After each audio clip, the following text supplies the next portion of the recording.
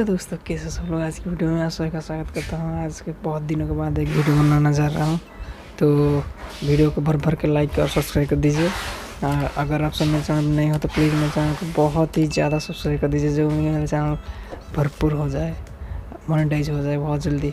तो आज हम एक नई टॉपिक के साथ बात करने वाले हैं, जो कि है वो एक एलईडी चेसर है।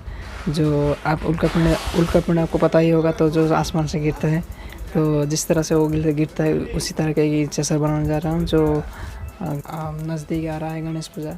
तो उसमें आप सब यूज़ कर सकते हैं बहुत ही आसानी से। मैं आपको बना के दिखाऊंगा, तो चलिए शुरू करते हैं।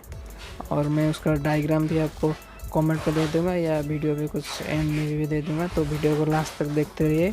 अगर आपको सीखना है और जानना है तो वीडियो को लास्ट तक देखते ही रहिए। तो चलिए शुरू करते हैं।